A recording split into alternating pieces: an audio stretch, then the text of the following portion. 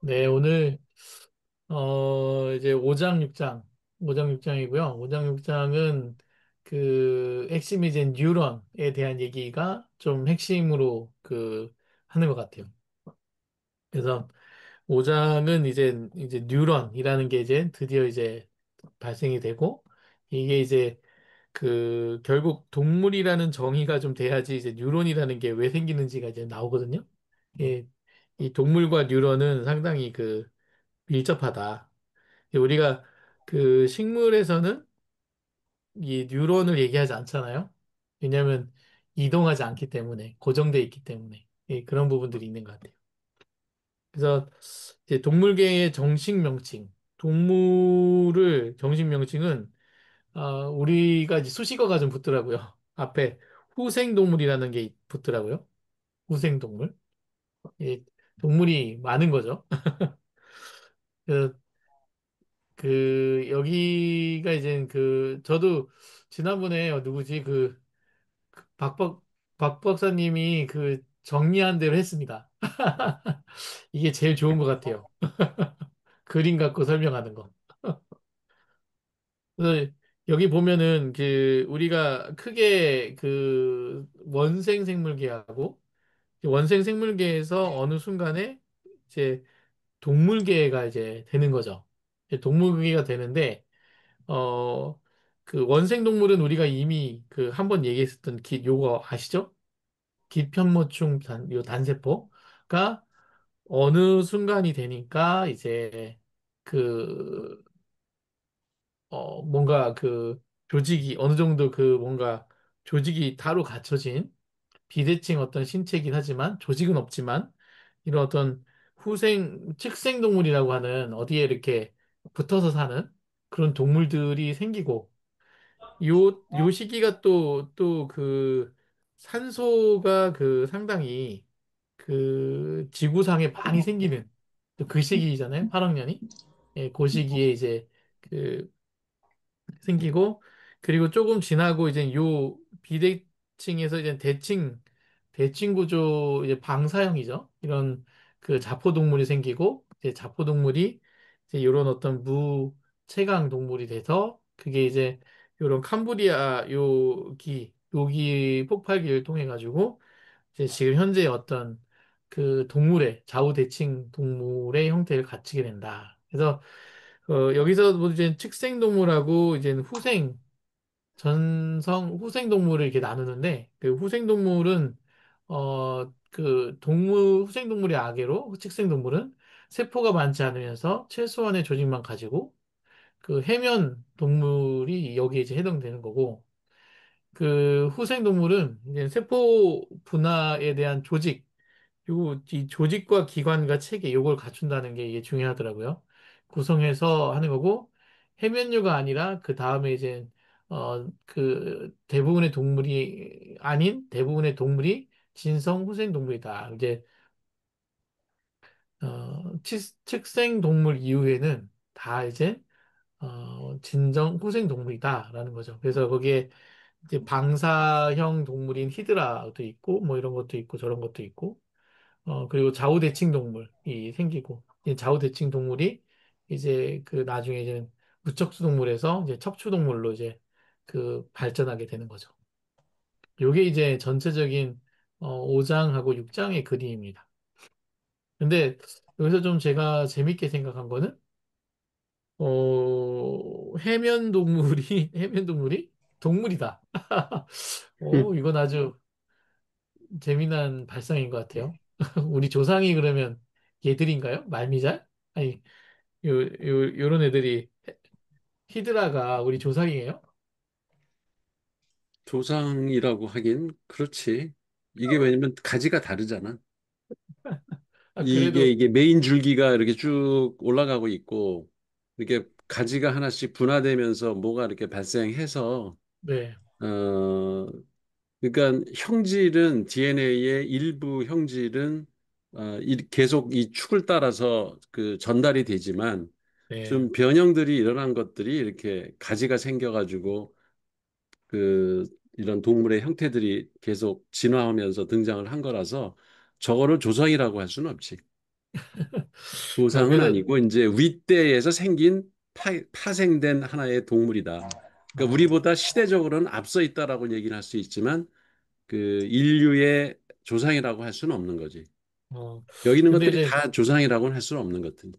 우리가 바닷가에서 자주 보잖아요, 쟤들을. 네. 그 절할 거야? 아니, 그 되게 뭐라고 해야 되나, 그, 저는 바닷가에 그 있는, 그 붙어 있는 것들, 그런 것들이, 어, 시- 약간 바다 식물이라고 생각했어요. 바다 식물.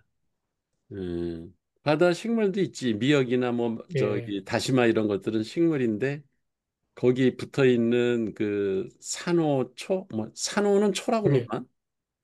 근데 이 산호도 그 동물류더라고요. 동물 쪽에 들어갈 거야. 그게 예, 거기 붙어서 있는. 예. 그러니까 그런 애들이, 아, 동물로 분류된다는 얘기는 어쨌든 그 우리하고 개가 일단 식물계와 동물계로 봤을 때 개가 같은 애들이다. 예, 되게 좀 근데 이, 여기서 이제 재밌는 거는 뉴런이라는 게, 그러니까 이런 신경계 이런 게 발달한 게 움직임 때문이라는 거. 이게 난 되게 중요한 인사이트라고 생각이 들어요. 이 움직. 네, 그렇죠. 음, 그러니까 여기 맞- 원생 생물이나 동물이나 축생 동물이나 얘들이 그 동물이긴 하지만 그러니까 움직이니까 동물이긴 한데 움직임이 최소화되는 것들이거든. 얘들은. 그렇죠. 그 저기 특히 해면 동물이나 뭐 자포 동물 얘들은 돌아다니는 게 아니라 움직이긴 하지만 한 군데 이렇게 붙박이로 딱 바다 어디에 이렇게 바위 같은 데 붙어가지고 거기서 먹이를 구하고 그 생명체를 이어간다고. 그러니까 얘들이 처음에 그 이동을 해야 되는 어렸을 때는 이동을 할 때는 신경세포가 있대요. 예, 그렇죠. 있죠. 근데 어디에 딱 고착을 해가지고 정착을 해서 거기서 이제 그 오는 식물들만 잡아먹고 뭐 플랑크톤 이런 거 먹고 그런 상태가 되면은 고착이 되면은 그 신경이 사라진대. 그러니까요. 저도 옛날에 생물 시간에 들었던 것 같긴 해요. 어렸을 네. 때 생물 시간에 그런 얘기를 들었던 것 같은데 이제 이렇게 이런 기원을 가지고 얘기하니까 더 신기하더라고요. 그래서 이런 그래서 더 거를 그런. 보면은 운동과 사람이 이렇게 움직이면서 운동하는 거와 이 신경하고는 상당한 밀접한 관계가 있다. 그렇죠. 그래서 많이 걸읍시다. 이게 사실 신경계가 좋으려면 운동을 많이 해야 되고 네, 말도 많이 하고. 예, 말 많이 하고 스트레스 많이 받고 네, 이 모기 쫓아다니고 그 신만이 같이 이렇게 산 타러 다니고 네. 그리고 가끔 그러라고 뇌가 발달한 거예요. 근데 뇌는 그러니까요. 발달했으면서 그거를 안 하는 거는 뇌를 그 놀리고 있는 거지. 그렇죠. 산에서 또 곰 같은 거 만나가지고 도망도 다니고 네, 맞아. 그래야지 되는 건데 그게 참 우리 인간의 뉴런이 생긴 이유인데 너무 그러니까 뇌를 뉴런이 발달. 발달시키려면 운동을 해야 된다. 이거는 만고의 진리인 것 같아. 네, 맞습니다. 그래서 이제 아까도 얘기했지만 대기 중에 이제 상소 농도가 이제 많아지던 시기가 이제 그 8학년인데 이제 그때 이제 실제 이제 요렇게 해면류라고 하는 게 이제 생기게 된 거죠. 음, 근데 그때 이제 기초 후생 동물들은 여기 이제 보이면 이런 해파리라든지 히드라라든지 뭐 이런 해파리 그리고 말미잘 뭐 이런 것들이 이제 이게 이런 게 이제 해면류죠. 이 해면류가 이게 멍게인가? 해면류라고 하면 뭘까요? 우리가 지금 먹는 음식으로는? 무 해면류, 해삼 해삼, 이런 해삼, 아, 해삼 해삼. 것들이지 않을까요? 해삼. 멍게, 네, 멍게나 그런 아, 멍게 말랑말랑한 것들. 그 먹고 싶다 그런 거. 갑자기. 아니, 우리 많이 먹는데 어쩐지 이게 식물이 갖지 않는 그런 육질을 갖고 있어, 걔들이. 그쵸? 그죠? 네, 하여튼 그런데 이제 신경계라는 게 이제 우리는 지금 관심이 이제 신경계인데 신경계에 대한 이론은 두 가지가 있는 거죠. 그 원래부터 이제 신경계가 원래부터 있었는데, 원래부터 있었는데, 아니, 원래, 아니, 어느 타이밍에 신경계라는 게 튀어나와가지고 진화를 했다라는 게 이제 첫 번째 이론이고, 아, 그런 게 있나 보네요. 해면요? 호주 서부? 음. 네네. 그리고 이제 두 번째가, 그 그, 호주 서막 그 시아노박테리아 있는데 가봤잖아요. 어, 아, 나는 호주 서부 가봤잖아. 해안에 이 아까 이거 8억 년 전에 그 산소가 지구상에 급증한 시기 그때 그 산소가 대량으로 발생된 이유가 이 네. 호주 서부 해안에 있는 그 시아노박테리아 그것도 하나의 아, 동물이지 사실은 붙어서 이렇게 바닷가에 이렇게 바위에 붙어 있는 것들인데 걔들이 엄청난 산소를 그 생산을 했대. 그렇게 지금도 돼서, 거기 있어 그게 실제 그 시아노박테리아가. 실제 그때 소금 시아노박테리아가 있어서 거기가 소금 농도가 엄청 높아요. 특히 그쪽에. 그래서 그 시아노박테리아가 이렇게 그 석회수처럼 이렇게 뭐 바위돌처럼 이렇게 있는데 호주에서는 그게 굉장히 그 천혜 보호죠. 이게 진화에서 굉장히 중요한 이 입지거든요. 이 시아노박테리아가. 그래서 예전에 제가 소우주 사막 백북스에서 아이들 데리고 그 소우주 사막 탐사할 때 거기 시아노박테리아를 보러 일부러 갔어요. 음. 아, 학생들 네. 데리고 갔어? 학생들 데리고. 어. 거기서 그 시아노박테리아를 실제로 보고 뭐도 이렇게 보기도 하고 그랬어요. 근데 그 바닷물이 엄청 짜. 거기에. 아, 그냥 보통 바닷물하고는 비교도 안 될 만큼. 이 음, 산소를 그렇게 만들 수 있으면 음. 걔네들을 우주로 가져가야 되는 거 아닌가요? 그리고 여기 지금 이제 아까 신경계 얘기했는데 특히 이게 산소 농도가 이게 증가한 이것도 아까 교수님이 운동 얘기하셨는데 산에서 내가 기억나요? 내가 산에서 운동하고 내려왔을 때 가장 중요한 몇 가지 중에 하나가 왜 산에서 운동을 해야 되느냐? 그냥 평지하고 걷는 것이 다르다. 그 사람이 세포가 실제로 건강한 영향을 주는 게 산소 포화도다. 예, 그때 산소포화도 얘기하셨죠. 여기 나오네. 이거 아예 본질이 나오고 있었네. 그러니까 사실 이동하는 동물들에게는 이 동물들의 어떤 증가에는 산소가 큰 역할을 했다는 거죠. 그리고 이제 신경계가 이제 어느 순간에 진화했냐 아니면은 원래 신경계가 있었는데 해면류에서는 요 신경계가 더 이상 필요 없으니까 상실한 거냐 뭐 이런 어떤 이론들이 있대요. 근데 독립적으로 신경계는 뭐 했다 뭐 이런 두 가지 이론이 있나 봐요. 그리고 이제 보통 동물은 실제 설계를 신체 설계를 독일어로 이 바우플란이라는 단어를 쓴다고 하더라고요. 음. 바우플란들이 뭐 다양하다. 뭐 그래서 이 바우플란의 형태가 이렇게 비대칭의 그 해면류하고 이 방사형 이 해파리는 지금도 우리 많이 돌아다니니까 되게 신기하더라고요. 방사형 이제 해파리들. 그리고 이건 좌우 대칭형 그런 어떤 그 동물이 이제 생기는 거죠.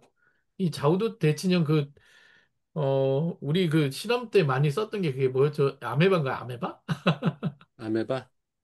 예, 아메바. 걔는 걔는 그 뭐야 그, 비대칭형 아니야? 비대칭형 그 아메바. 플라나리아 말씀하시는 거죠? 그 예? 자르면은 예, 다시 맞아. 살점끼리 새로 쪼개지고, 만들어지고. 네. 분할되는 거. 하여튼 뭐 그런 거하고 비슷하게 생겨가지고, 그, 이 그림상으로는 비슷하게 보이지만 다른 애입니다. 다른 애입니다. 네, 하여튼 그 걔가 보면은 분화가 계속 되잖아요. 그래서 참 신기하게 비슷해 보이더라고요. 그리고 나서 이제 5억 4천만 년 전부터 이제는 요 사이에 이 캄브리아기 그 뭐 폭발이라고 할 정도로 좌우대칭 동물들이 급격히 늘어나는 이게 이제 산소를 기반으로 해서 이제 그 다양한 동물들이 뉴런이죠. 뉴런이 그 뭔가 이제 그 좌우대칭 동물의 뇌가 생기잖아요. 그 뇌가 생기면서 아주 그 거기에 걸맞는 이제 신체들을 만들면서 다양하게 이렇게 만들어졌다 해가지고 이런 폭발기라는 표현을 쓰더라고요. 근데 참 되게 특이한 그 이름들이 많아요. 피카이아. 뭐 피카이아는 이게 지금 존재하는 건가요? 그 히드라는 알겠고 삼엽충은 아직 있죠. 어, 삼엽충은 저기만 있을걸? 화석? 심해에 있지 않아요? 이거 있나? 실제 없나? 지금 삼엽충이 되는다는 얘기는 못 들은 것 같아. 그 그렇죠. 저기 화석으로만 존재하지. 이게 어떤 그러니까 여 중에 얘네들 상당은 사라졌어. 많은 것들은. 그죠.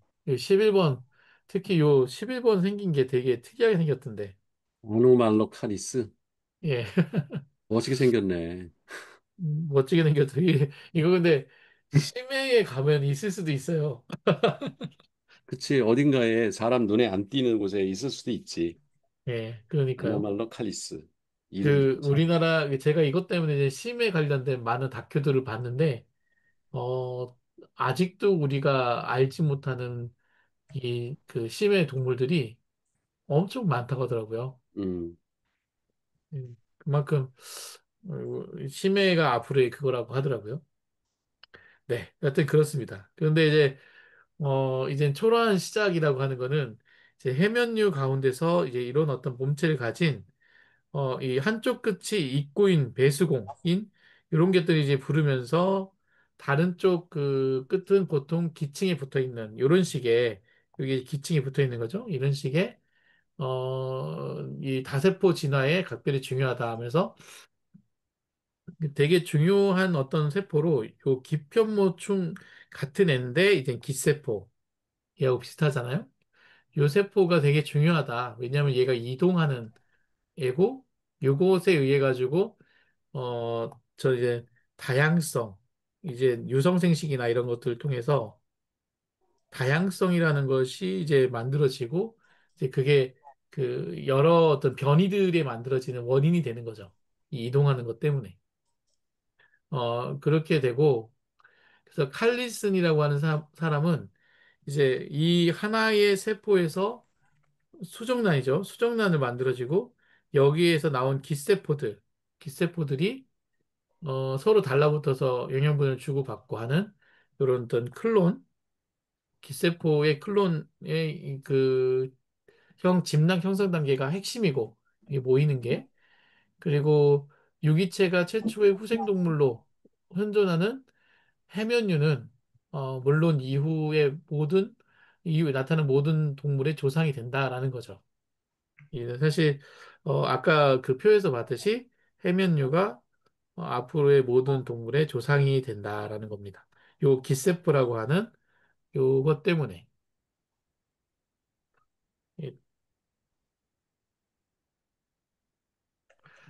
그래서 이 기세포는 이게 어떻게 여기 지금 보시면 요게 이제 그 해면류의 내면인데 이제 박테리아가 이제 그 먹잇감 이제 주요 해면류의 먹잇감이 이제 박테리아래요. 그래서 공동 속으로 이렇게 쭉 흘러 들어오면은 박테리아가 연육 속에 이제 이런 기세포들, 여기 기세포들 있잖아요. 기세포들한테 호액된대요. 그러면은 여기 이렇게 약간 이렇게 뭔가 퍼진 것 같은 세포 하나가 있잖아요. 저게 변형세포거든요. 저 변형세포가 그 박테리아를 딱 흡수하는 거예요. 잡아가지고. 그러니까 흡수하고 저장하고. 그리고 저장된 영양분은 또 인접세포들한테 또 제공해주면서 사용하는 거죠. 근데 이제 여기 요렇게 생긴 요 변형세포는 움직일 수도 있고 변육을 따라서 돌아다니면서 해면의 몸체에 이루는 다른 세포의 영양분을 전달해주기도 하는 그런 역할도 한다라는 겁니다. 그리고 깃편모충처럼 해면류도 무성생식하고 유성생식을 하는데 모두 가능하대요. 근데 유성생식은 깃세포가 해면 내부에서 빠져나와서 정자세포, 로 변형될 때 일어나고 정자세포가 깃세포를 닮은 것은 우연이 아니다. 우리 사실 정자를 보면 이렇게 모양에 이렇게 꼬리가 있잖아요. 이 모양이 이 모양인 게 사실은 이 조상이 앞에 가보면 이 깃세포가 그 해면류에서 이렇게 떨어져 나갈 때, 그 해면 내부에서 빠져나올 때, 이 정자세포로 변형이 된대요. 그래서 이게 우리의 어떤 거하고 비슷하게, 모든 게 다 비슷하게 생겼잖아요. 하고 비슷해지는 거죠. 근데 이제 이렇게 정자와 난자의 형태로 유성생식을 한다는 게 아예 어떤 다른 그 유전자가 섞이는 혼합되는 고유한 어떤 새로운 어떤 다세포 개체가 되지 않습니까? 이렇게 되는 게 이게 되게 새로운 어떤 변이들을 만드는 되게 중요한 어떤 고리였다는 거죠. 그래서 요게 이젠 그거고요. 이게 요건 아까 전에 얘기한 요 기세포가 박테리아를 포획하면 이 변형세포가 그걸 갖고서 이제 이 세포들을 움직여가면서 이렇게 한다 얘기고, 여기는 이제는 그 정자가 이제 나오면은 이 정자가 여기에 그 난자화해서 수정란이 되고 이 수정란이 다시 이제 유충을 만드는 거죠. 유충을 만들어서 얘가 어디 여기저기 떠돌아 다니잖아요. 요 깃하고 앞에 요가 뭐 해서 떠돌아 다니다가 어디에 이렇게 정착해가지고 또 다시 하나의 해면류가 되는 이런 게 되는 거죠. 요 때가 제일 행복한 시기지 않을까. 이러고 나서는 이제 평생 이렇게 끝나잖아요. 사람 움직이는 게 중요하다. 그리고 동물이 이제 형체를 갖추는 거죠. 그 전까지는 이제 형체라기보다는 이렇게 그냥 그 비대칭의 어떤 뭐, 동물 같기도 하고 식물 같기도 한 거였는데, 근데 이제 여기서 의문을 각각가 해요. 왜 기편모충 같은 원생 동물이 해면류가 됐고, 해면류는 왜 자포동물이 됐고, 또 자포동물은 왜 또 좌우대칭 무척추 동물을 만들고, 왜 이렇게 됐을까?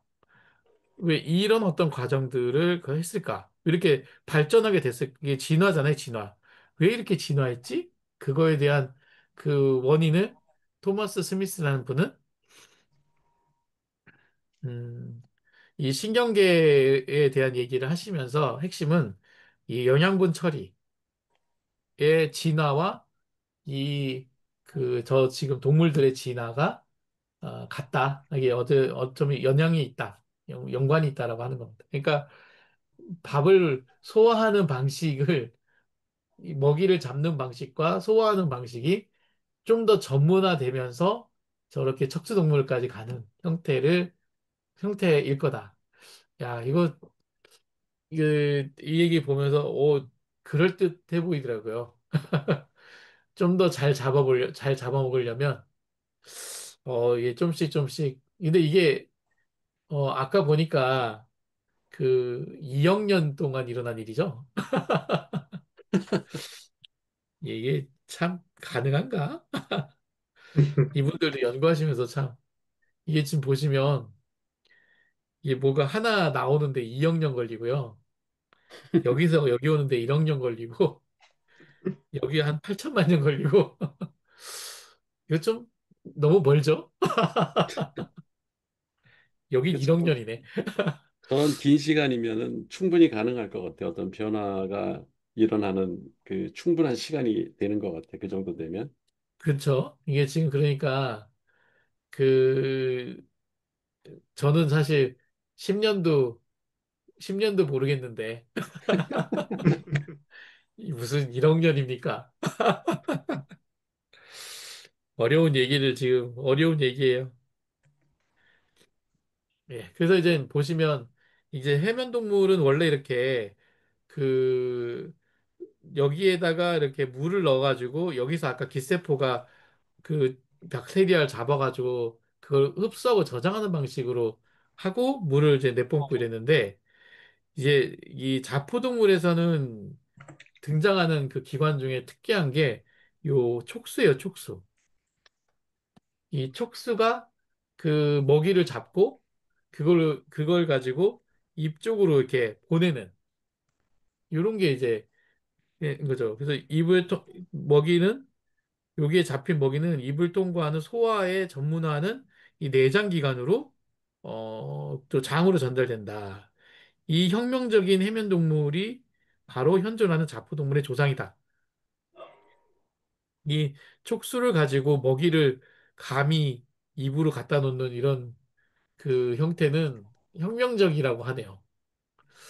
아, 그렇죠. 가만히 우리 그거 있잖아요. 그 감나무 아래서 입 벌리고 있으면 감 떨어지는 거 기다리는 거 기다리는 게 아니라 누가 이렇게 올라가서 손으로 따먹으면 그 혁명적이죠.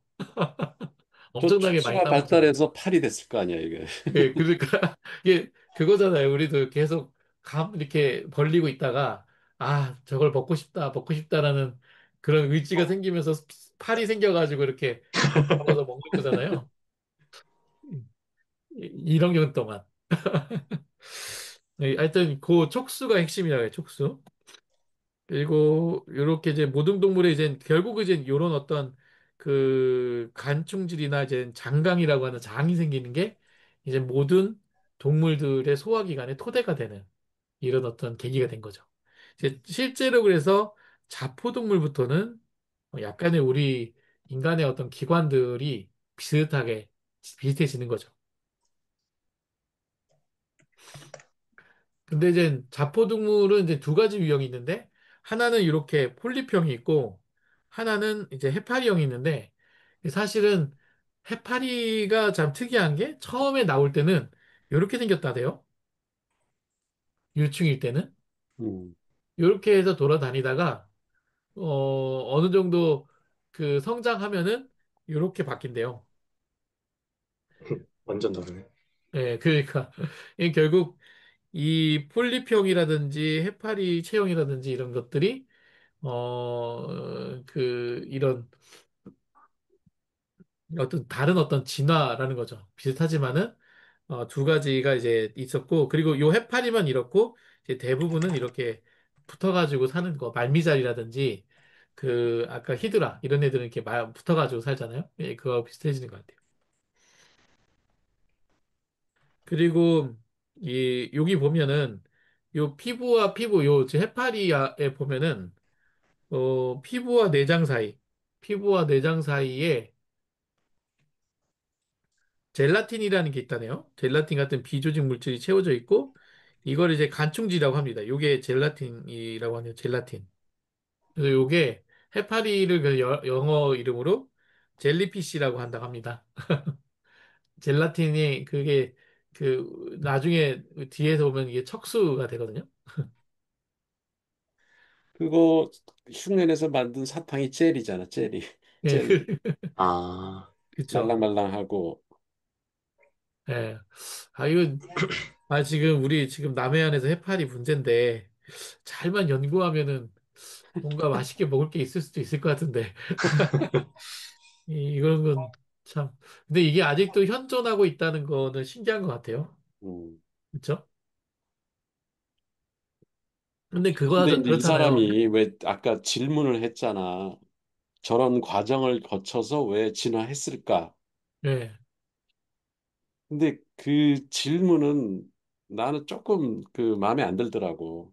아, 그래요? 왜냐면 저렇게 질문하는 거는 마치 그 진화 과정이 어떤 목적을 갖고 그걸 향해서 이렇게 하나씩 한 단계씩 이렇게 그 뭔가 기능이 좋아지고 뭐 나아지는 듯한 그 전제가 깔려 있잖아. 아, 개선. 음, 이제 근데 지금까지 대부분의 이제 철학에서도 그렇고 특히 이제 요새 사물 철학, 그 신유물 철학 이런 데에서도 그렇고 그런 목적성이 없다는 거거든. 진화론에서도 목적성이 없다는 거예요. 그래서 저런 질문을 할 필요가 없는 거지. 그냥 그렇죠. 하나의 결과가 저렇게 그 계보가 생긴 거지 결과로 다 우연의 산물이라는 거예요. 음. 그러니까 말씀드린 그래서 이게 생성이라고 하는 거 자체가 예, 생성은 목적이 있는 그 뭐가 있는 게 아니잖아요. 그냥 있으니까 분화되는 거잖아요. 예. 분열되고 그러니까 그냥 있으니까 어떤 그 단세포가 움직이려고 하잖아. 그 네, 움직이려고 하다 보면 다른 거랑 부딪힐 수밖에 없다고.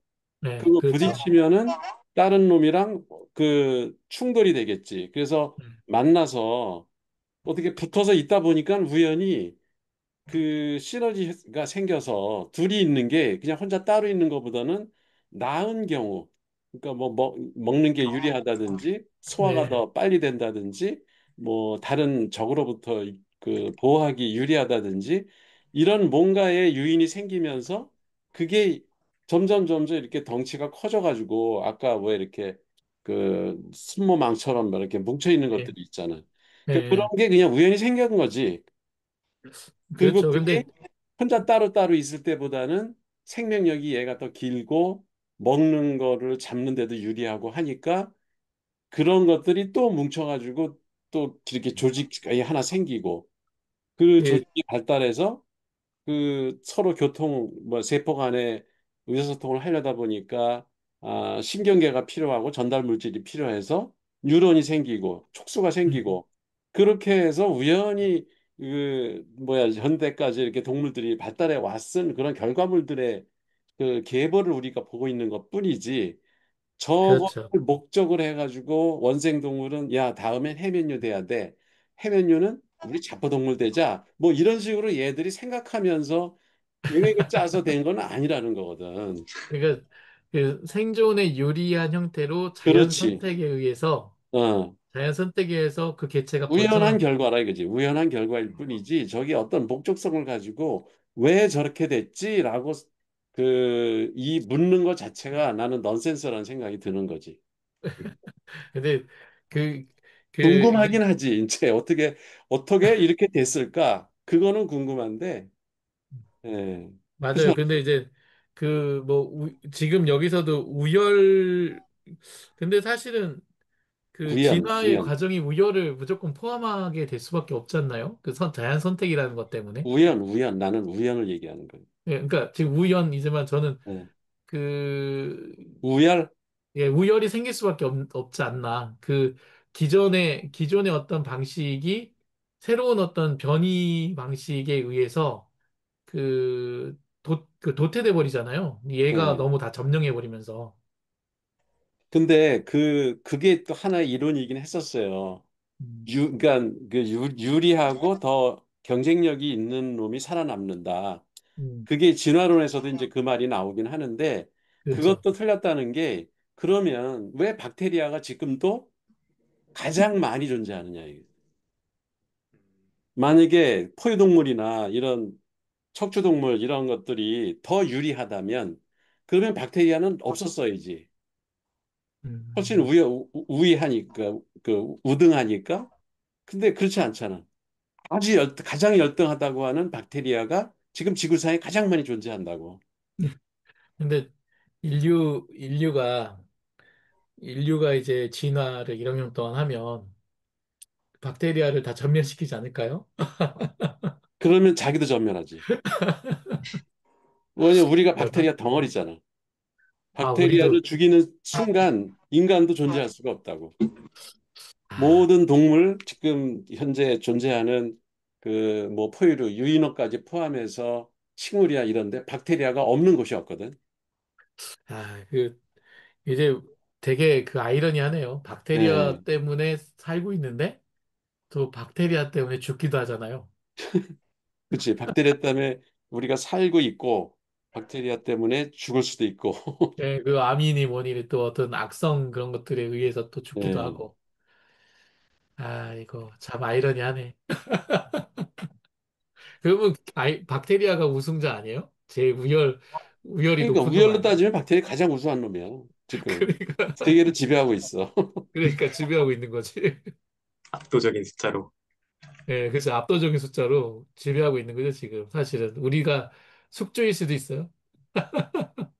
그 우리는 박테리아의 그 숙주 역할밖에 못한다. 예, 숙주. 그게 제레미 리프킨의 주장이잖아. 아, 맞아요, 맞아요. 그런 얘기를 예. 들었던 것 같아요. 이기적 유전자 거기서 나오는 얘기잖아. 아, 거기에 그 얘기가 나오나요? 음. 유전자가 우리를 조종하고 있다는 거야. 이용하고 있다는 거야. 인간은. 그런 것 같아요. 그게 어쨌든 그 의지를 만들잖아요, 유전자에서. 그쵸? 음. 네, 그렇습니다. 그래서, 여기서 이제 촉수라고 하는 게 생기고, 이제 촉수는 수많은 자포세포라는 게 있다네요. 자포세포 때문에 이제 자포동물이라는 게 생긴 거래요. 촉수 때문에. 음. 그래서 이 촉수가 이제 어떤 물체에 이렇게 딱 접촉을 하면은 접촉에 그 자세포가 이제 활성이 되는 거죠. 활성화되면서 건드린 물체가 이게 이 건드린 물체의 화학 성분이 이 건드린 물체를 인식하는 게 아니고 화학 성분으로 인식한대요. 그래서 잠재적으로 먹잇감인지 아닌지를 봐서 먹잇감으로 판명이 되면은 독침을 찍어가지고 거기다 화학물질을 주입해가지고 마비시켜가지고 이쪽 입으로 운반하고 내장으로 보내고 거기서 위상피 세포가 화학물질을 분비해서 먹이를 소화하고 에너지를 생성한다. 사실 우리 이 화학물질이라는 게 이게 소화의 기 같은 거잖아요. 그렇죠? 음. 이런 것들이 지금 사실 해파리도 보면 촉수 얘기 많이 하잖아요. 촉수. 다른 데는 다 괜찮은데 촉수가 위험하다. 그게 요런 어떤 성질을 아직도 갖고 있는 것 같아요. 근데 되게 신기했어요. 이게 이런 식으로 그러면 소화 기관이 생긴다는 게 이게 되게 어려운데 이런 식으로 생겼구나. 그리고 이제 생식 계열을 분리하는 것도 원래 이제 생식 계열이 분리되지 않는다. 그냥 모든 체세포가 분열이 된다. 그러면은 지금 이 뭐 이런 데서 막 계속 분열이 되고 있다. 그러면 상당히 이상한 변이들이 생기겠죠.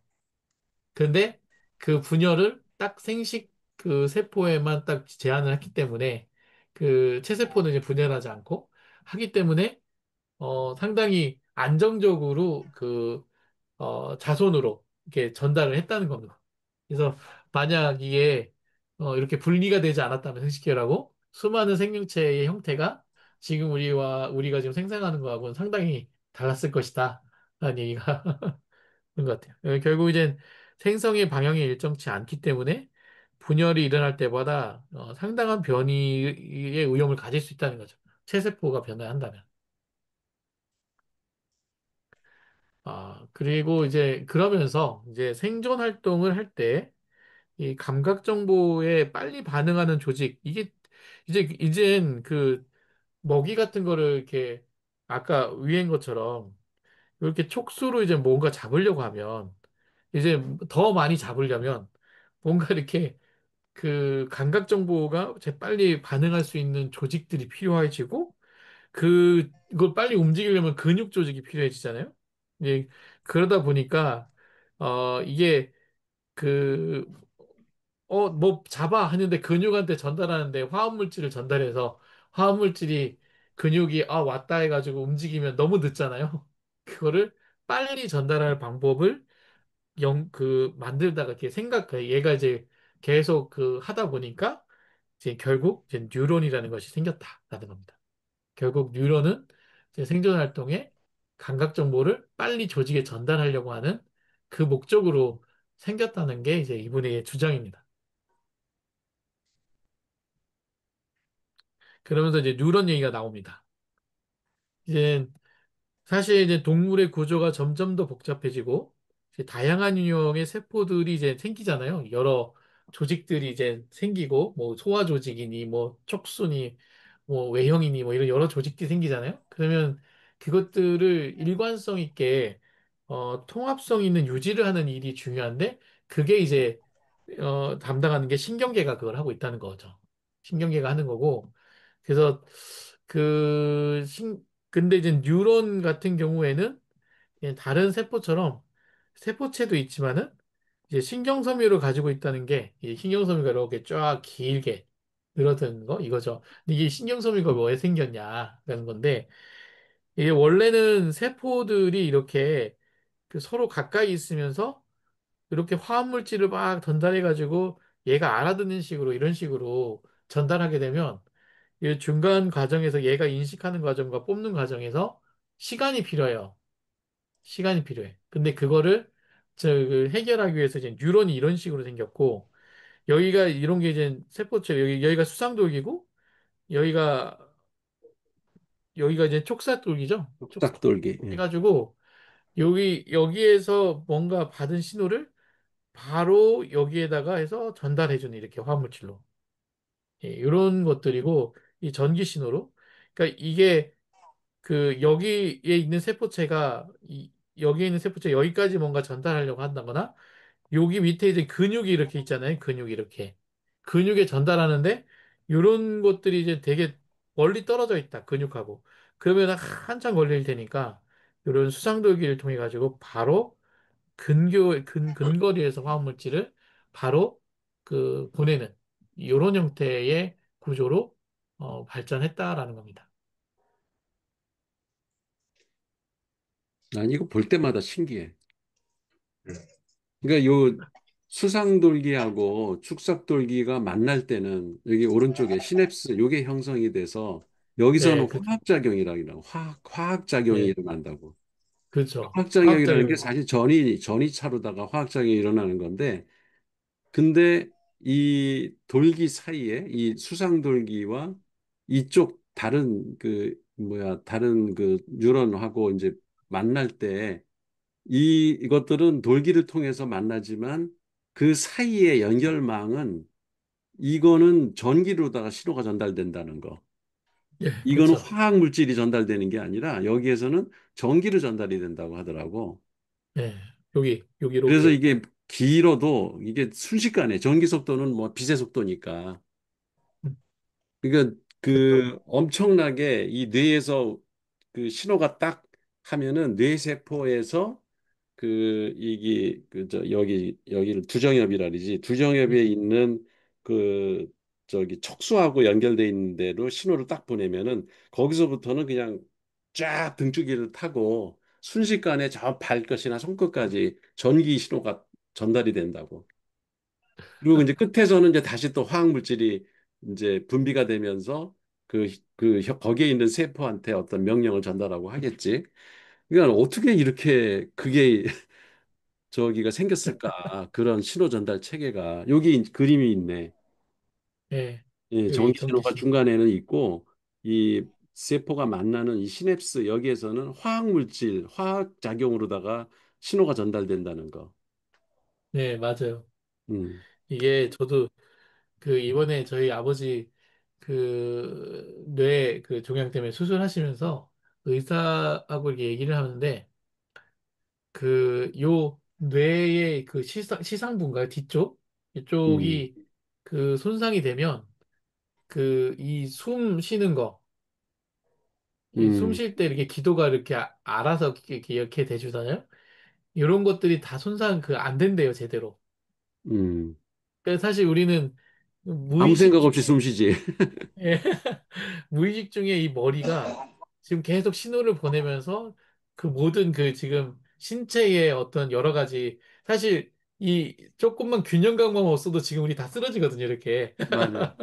근데 이 균형을 잡아주는 것조차도 다 뇌에서 지금 계속 우리 근육에다가 음, 신호를 순식간에 보내고 있는 거거든요. 이거 되게 그 우리 무의식이라고 좀 근데 그거가 손상되면 바로 여기가 안 되고 그러다 보면 음식이 기도로 들어가고 그게 폐에 또 오면 거기서 또 상하고 그렇지. 그러면서 또 그게 큰 병이 돼가지고 바로 돌아가시는 어떤 계기가 된대요. 그 음, 무의식의 그 작동이 하나만 안 돼도. 그. 이게 되게 이 뇌라는 게 신기하게 작동하고 있는 거죠. 근데 모두. 몸은 우리가 자는 동안에도 계속 뇌는 활동하고 있는 거예요. 그 네. 무의식 세계. 네. 뇌관에서 주로 그런 일들이 일어나죠. 네. 그러니까 이게 지금 그 이런 거 신경 안 쓰고 살게 해주는 것만도 고맙죠. 맞아. 야, 그걸 닫어, 의식적으로 열어, 뭐 다 이런 거 조절해야 하는. 된다면 엄청 바쁠 거예요. 그러니까 지금 말하면서도 야, 닫어. 물 마시면서 야, 열어. 이러면 정말 못 살 것 같은데요? 이거 근데 이제 자동화 시스템 돼 있어서 너무 좋아요. 더 신기한 거는 뇌에서 그리 굳이 명령을 안 내려도 위가 소환시킨다든지 무슨 예. 담액이 나온다든지 왜 이게 이자 쓸개 이런 데서 담액 같은 게 막 나오잖아. 그래서 그 소화를 네. 시키는 거 아니야. 단백질 분해시키고.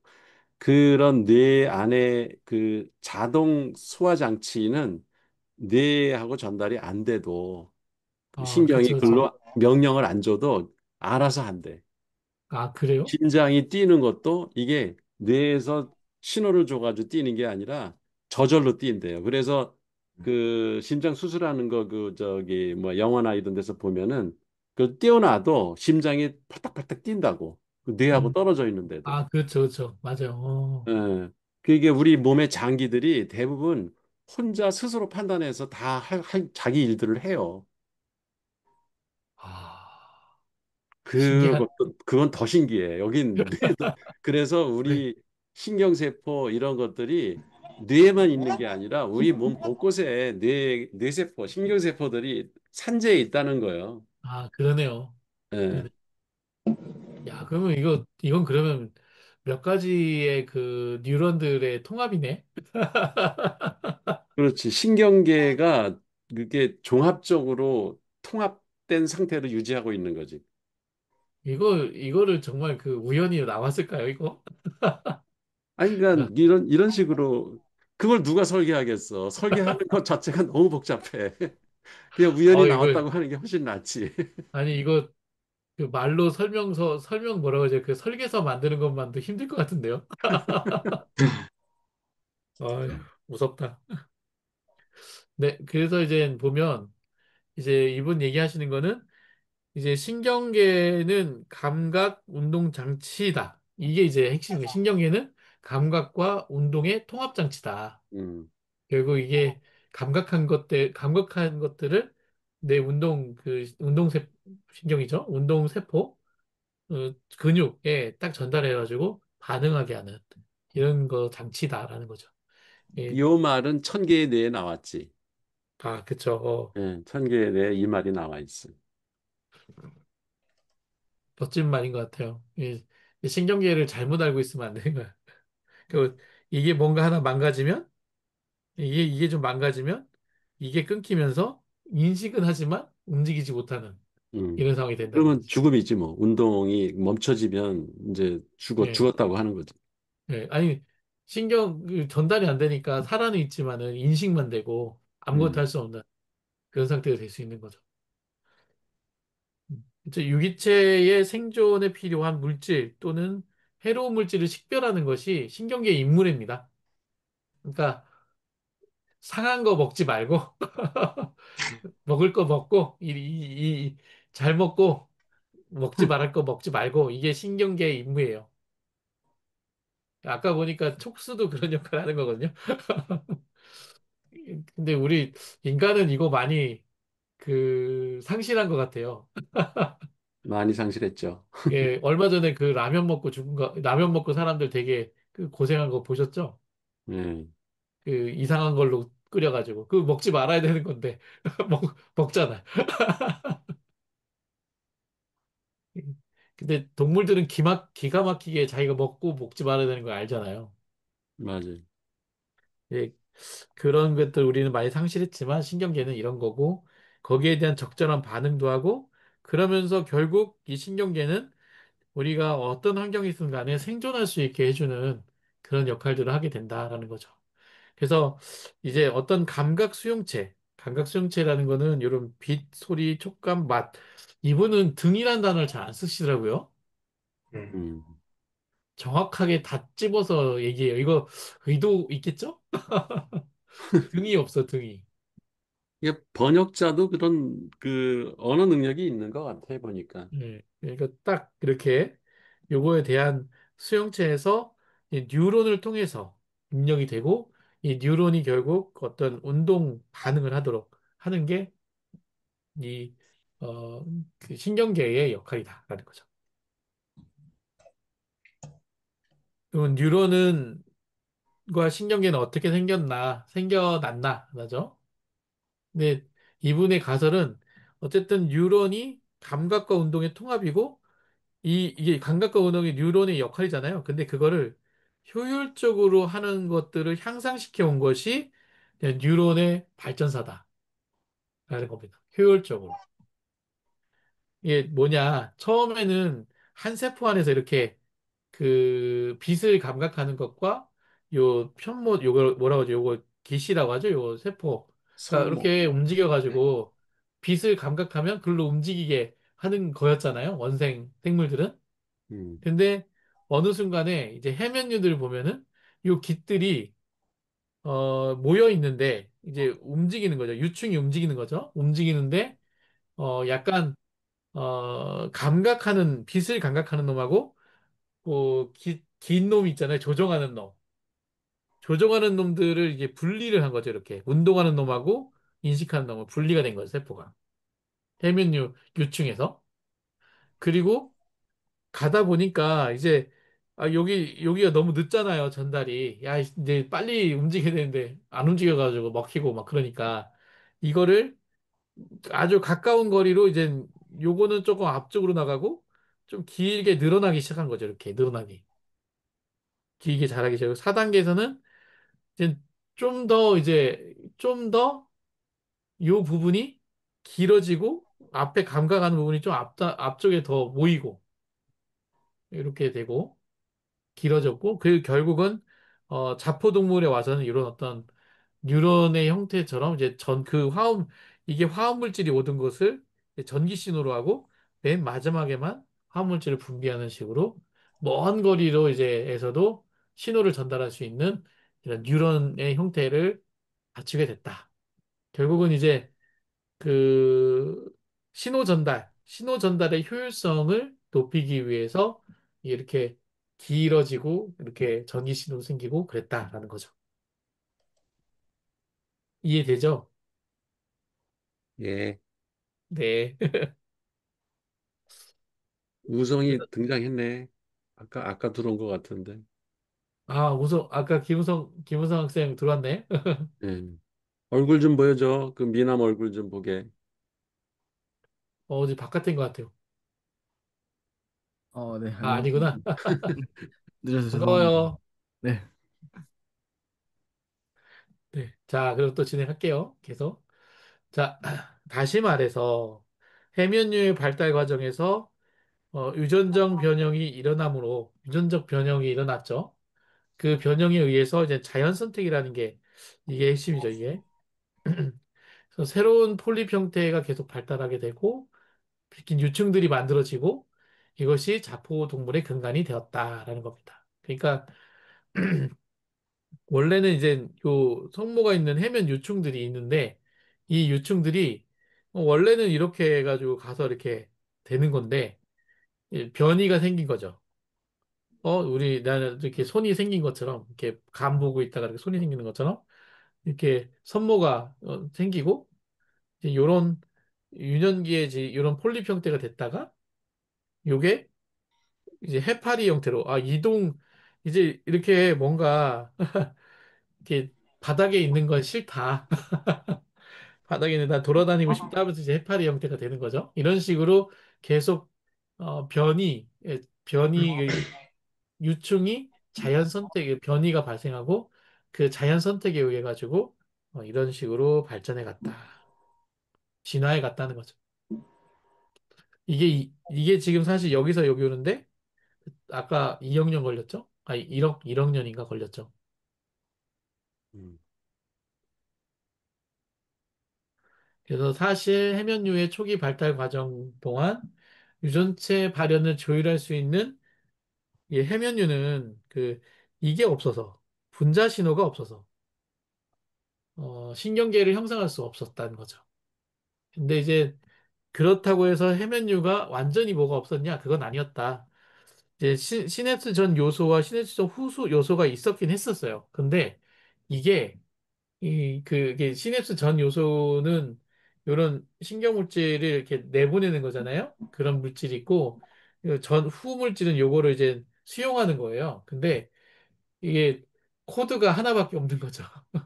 A 물질밖에 없는 거예요. A 물질. 그러니까 얘는 이렇게 던지면 계속 움직이만 꼬리만 치는 이런 식의밖에 안 되니까 이게 상당히 정교하게 코딩을 못하는 거죠. 근데 조금 발달하면 발달할수록 화학물질이 달라지고 그 어느 상황마다 감각하는 것마다 다른 화학물질을 막 내비두면은 그, 그 수용체가 그거에 따라 가지고 근육을 어떻게 움직일 것인가를 정할 수가 있잖아요. 이제 그게 이제 고도화되면서 정교하게 그 근육을 움직일 수 있는 방법인 거죠. 그래서 해면류는 이 분자 신호가 없어서라는 부분이 저는 좀 많이 와닿았어요. 이 분자 신호가 뭘까? 교수님, 뭐죠, 이게 분자 신호가? 그 왜 뒤에 그 이보디보 얘기 나오잖아. 아, 우리 백독스에서 그 책 읽었거든. 이보디보라는 책을. 네네. 그게 거기에 이제 그 왜 황우석 박사가 그 줄기세포 얘기할 때도 그 부분을 언급을 안 해서 이제 비난을 받은 건데 혹스 유전자, 네, 혹스 유전자 혹스 있어요. 유전자라는 것이 이 분자 신호를 내는 것 중에 하나라는 거지. 그러니까 아, 아, 이게 세포가 분열을 하면서 처음에는 정자하고 난자하고 만나서 수정이 돼가지고 이게 분열을 이제 반으로 쪼개지고 또 네 개로 쪼개지고 뭐 16개로 쪼개지고 막 두 배수로 늘어나잖아. 그때 네. 이제 그 늘어나면서 세포들이 이제 점점 그 성장을 하고 커지면서 이제 장기나 기관들이 생기기 시작할 때 그 혹수유전자가 그 역할을 한다는 거예요. 신호를 주는 거지. 너는 어떤 식으로 그 저기 장기를 발전시켜라. 그러면 걔가 눈이 되기도 하고 위가 되기도 하고 뭐 간이 되기도 하고 그게 이제 그 세포 분열 과정에서 신호를 줘서 그게 분자가 어느 방향으로 이게 형성이 될 건가를 정하는 건데 그게 없으면은 이게 그 바우플란이라는 게 안 일어난다는 거지. 이게 아, 바우플란이라는 게 바디 플랜이야, 바디 플랜. 네. 아, 몸체, 몸의 형태가 어떻게 바뀌어 나가는가. 그쵸. 그게 그 결정하는 게 그걸 결정하는 게 이게 세포가 분열하는 과정에서 방향성을 제시해 줘야 얘가 어, 쓸개도 되고 간도 되고 이렇게 눈도 되고 이렇게 바뀌어 나가는 거잖아요.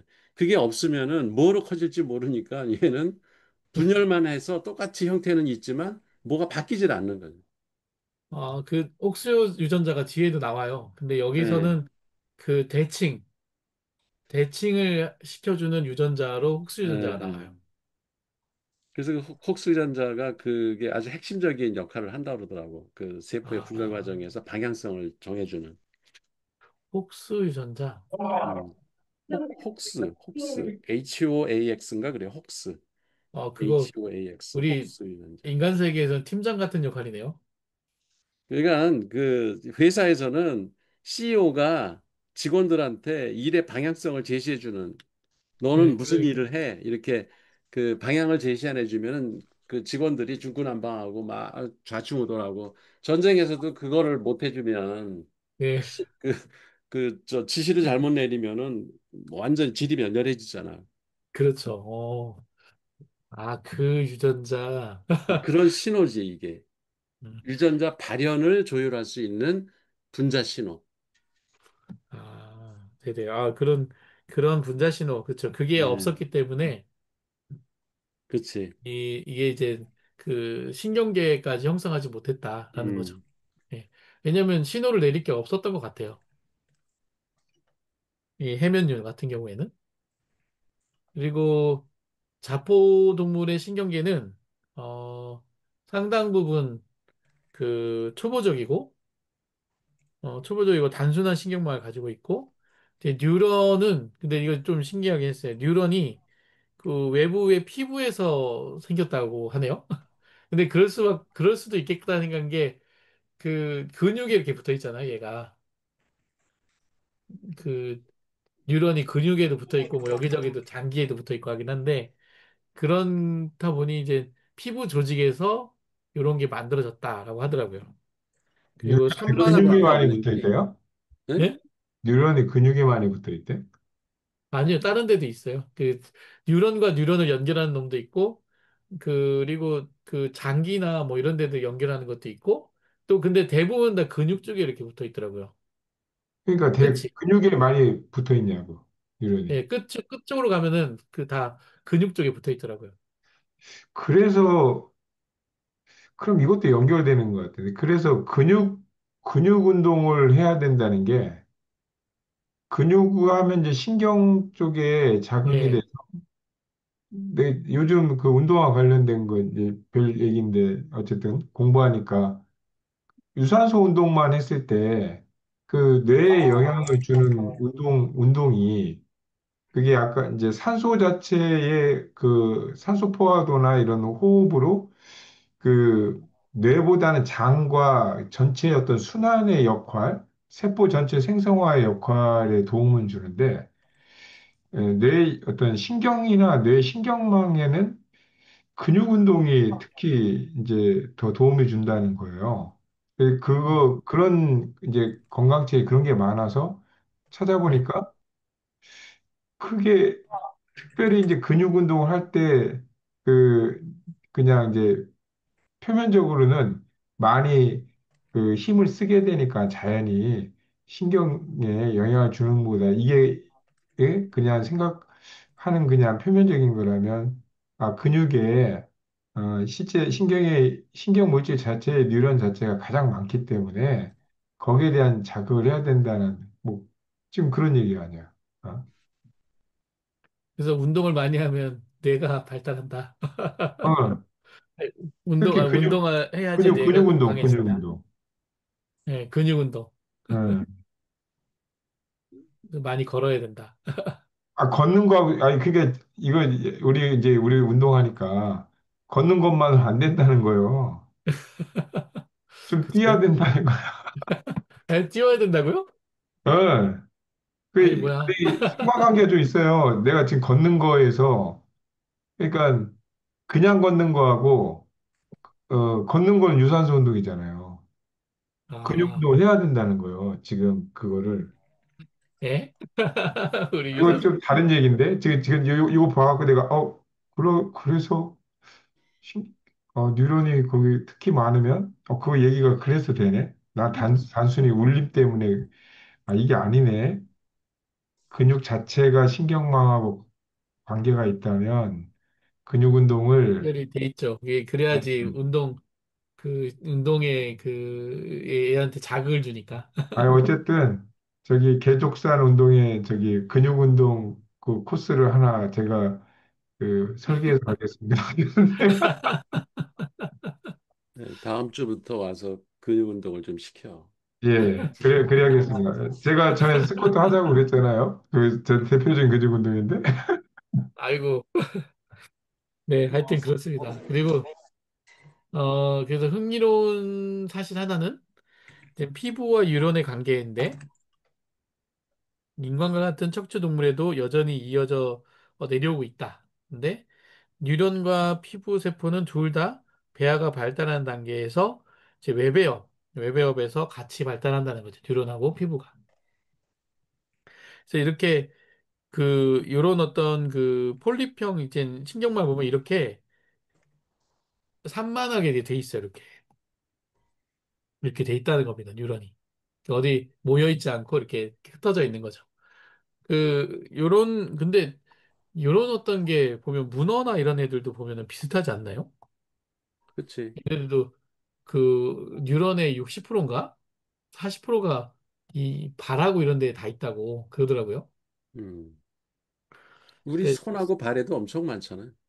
예, 그러니까. 그래서 손발을 이렇게 계속 주물러주고 자극을 주어야, 그러니까 그 악기 연주 이런 걸 자꾸 나이 들어서도 하고 그러면은 뇌가 그 뭐지? 그 왜 저거 알츠하이머 이런 거 걸리잖아. 그런 그래서, 거를 예방하는데 이 손발 운동 이렇게 자주 움직여주는 그런 게 되게 그 예방 효과가 있다고 그래서 일본 사람들은 노인네들이 전부 손에다 뭐 이렇게 주물주물거리고 이렇게 그 호두 같은 거 아, 계속 뭐 이렇게 손을 움직이는 운동을 계속 하라고 그러거든. 그렇지. 근데 시골에서도 노인네들이 손발을 계속 움직이는 노인네들이 오래 살면서 그 치매가 안 걸려 잘. 근데 이게 정지해가지고 가만히 있는 사람들은 치매가 빨리 걸리는. 그렇지. 예, 그래서 손발 같은 이런 걸 특히 손에 신경이 엄청 많다 그러더라고. 발하고 발바닥에 연결이 그래서 다 돼 있대 거기가. 예, 맞아요. 그래서 암 환자들이 이제 방사선 치료하고 신경세포 손상 있잖아. 그러면 살리려고 우리 옛날에 이거 한 거 이거 잼잼했던 거 있지. 예? 이걸 걸으면서 계속 잼잼잼잼 하는 거예요. 음, 누워서 발가락 꼼지락꼼지락 하나 이거 가장 기본이에요. 가장 기본.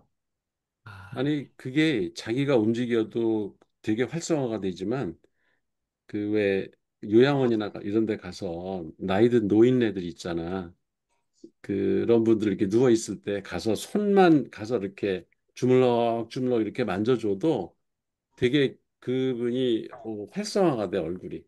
음. 그 얼굴이 환해지고 물론 기분이 좋아서도 그런 뭐 플라시보 효과도 있겠지만 실제로 신경을 자극해 주면은 소화도 잘 되고 그 뇌가 활발해지면서 도파민 같은 게 이제 분비되는 거지 뇌 안에서. 그러면서 이제 기분이 좋아지기 때문에 그 노인네들 이렇게 가서 손 만져주는 게 되게 좋은 그 효도하는 방법이라고. 좋은 아, 내용. 아까 얘기한 거예요. 잠깐, 네. 나 제 갔다 왔다가 지금 손에 뭐 붙였거든요, 지금. 이렇게. 아이고, 근데, 요 안에 뭐냐면, 이 손가락 옆에 어떤 한의사가 자석침을 이렇게 붙여줬어요. 근데 한의학에서는 그런 게 있잖아. 침술 있고, 자석에 대한 전류, 그런 게 있는 게 보면, 생물학적으로 우리가 봤을 때 아까 어쨌든 우리가 시냅스 자체에서 우리 처음에 설명할 때 축삭돌기부터 이게 할 때 전류 신호 들어가는 그게 실제 생물학적에 그때 우리 한의에 그런 걸 그렇게 생물학적으로 설명한 게 아닌데도 이게 전류 형태가 자석 전류로 네, 지금 이게 침을 놓고 중간에 이렇게 하잖아요. 근데 이게 거의 다 이제 신경 부분에 대해서 피부 이런데 그리고 지금 그런 것도 이제 전류고 지금 말한 거는 뉴런 같은 경우는 신경망을 왜 마사지 이렇게 주물러 주는 거 있잖아. 이렇게 피부 접촉에 이렇게 뉴런 활성화시키는 거. 그게 다 관련돼 있는 거예요. 그래. 같은 생각이 들어요. 어, 아이, 참. 네, 하여튼 넘어가겠습니다. 그 다음에. 그래서 이제 이렇게 보면, 처음에 이제 그 산만하게 돼 있다가 이게 이제 입과 촉수 주위에 이제 뉴런들이 이제 밀집하는 거죠. 더 많이 밀집하는 거죠. 왜냐하면 좀 더 감각을 잘하기 위해서. 그러다 보니까 이 뉴런들이 이제 또 길어지고 뒤에는 이제 척추는 길어지고 그러면서 이게 그 신체 부위에서 연결하는 신경삭, 그 척추죠, 척추. 척수가 된 것이다 하는 거죠. 이 뉴런들이 앞쪽에 아까 요 내용하고 같은 내용입니다. 요거 내용 앞쪽에 모였다가 계속 뒤로 길어지면서 요거는 뇌가 되고 요거는 척수가 되고 그러는 거죠. 그래서 신경계의 획득에서 동물이 누리는 가장 신경계가 이제 생기면서 누리는 혜택은 이제 환경과 상호작용함에 따라서 쉽게 변화를 할 수 있다라는 것이 이 신경계를 우리가 갖고 있는 장점이고 그리고 시냅스 가소성이라고 부르는 이 능력 그렇죠?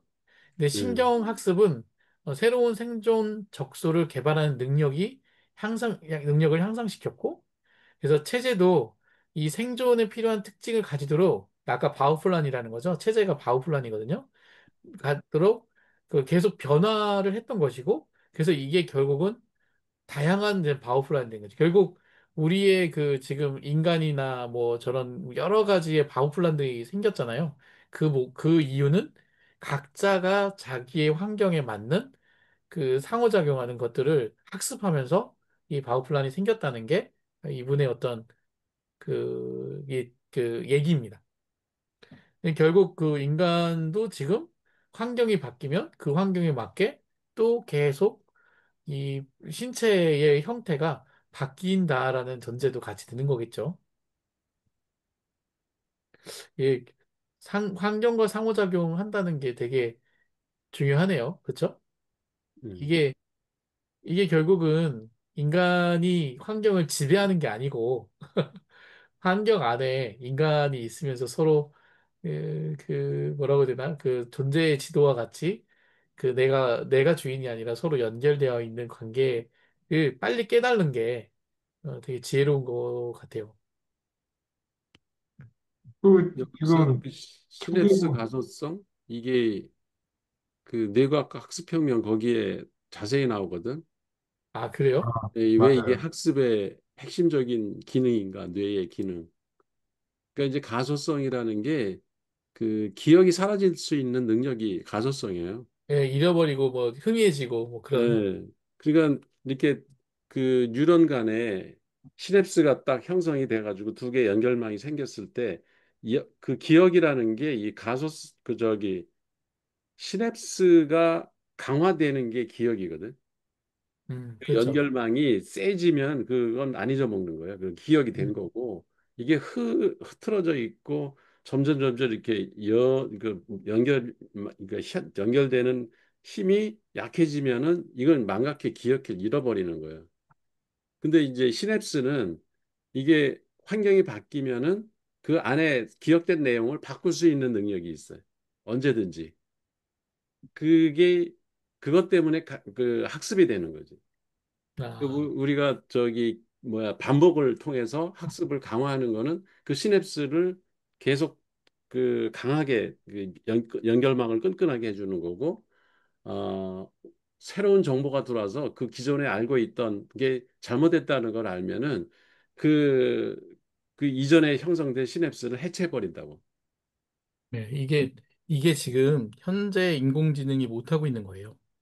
음, 네, 현재 인공지능은 그 많은 텍스트들을 모아가지고 모델을 만들잖아요. 이 과정이 그 연결돼 있지 않아요. 그냥 단절돼 있거든요. 음, 근데 이 시냅스 가속성이라고 하는 요 형태가 이제 계속 환경하고 그 해가면서 서로 상호작용하면서 이 모델이 계속 뭔가 성장하고 바뀌고 하는 것들이 실시간으로 서로 일어나고 있는 거. 음. 요게 지금 사실 인공지능에서는 안 됩니다, 아직. 인공지능이 그렇게 안 하면은 데이터, 기존 데이터로 그렇게 하는 게 아니에요? 원래?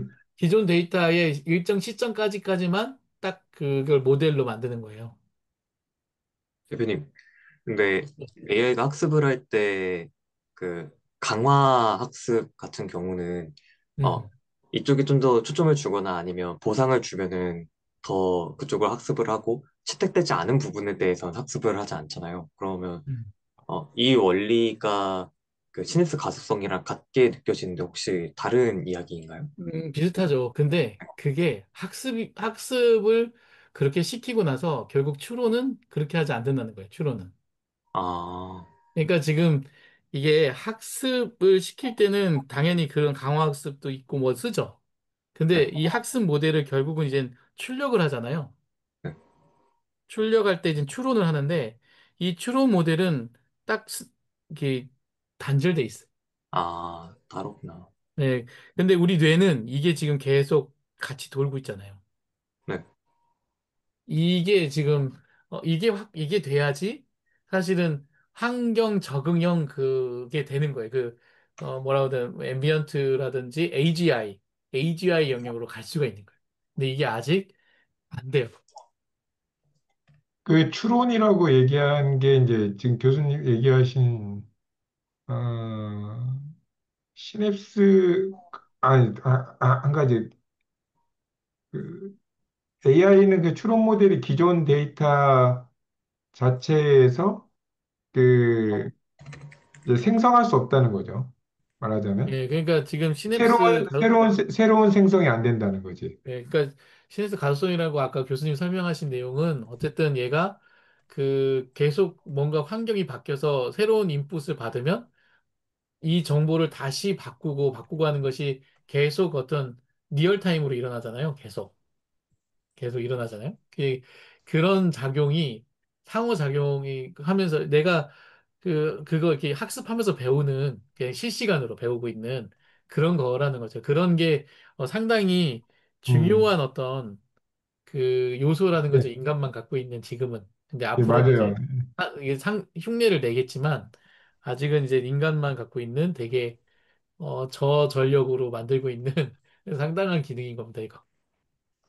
그러니까 근데 아까 인공지능은 말씀하셨을 때 단절이 일어나요? 교수님 그, 그러니까 기존 정보값이 예를 들어서 이제 없는 기억이라고 할 때 그게 해체돼 버렸다는 게 기억이 사라진다는 거예요. 바뀌겠죠?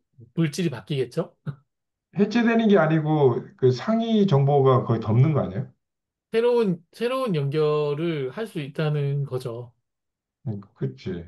근데 그게 해체하고 덮는 거하고 그러니까 인공지능은 이게 프로그래밍으로 결국은 수학식이거든. 음, 예, 그 프로그램이 돌아가는 게 내부에는 행렬식이 돌아가는 거예요, 사실은. 예. 그러니까 강화 학습이라는 게 그 웨이트를 더 주는 거라고. 음. 모델을 바꾸는 게 아니라. 어떤 그 고려해야 될 요소가 뭐 여덟 가지가 있다. 근데 그 여덟 가지의 각각 웨이트를 그 처음 모델을 만들 때는 여덟 가지 고려 요소가 아, 어떤 데이터를 근거로 해서 어떤 결론을 낸다. 이렇게 이제 모델이 형성이 된단 말이에요. 그 이제 학습을 지가 스스로 해서 그런 모델을 만들 수도 있지, 요새는.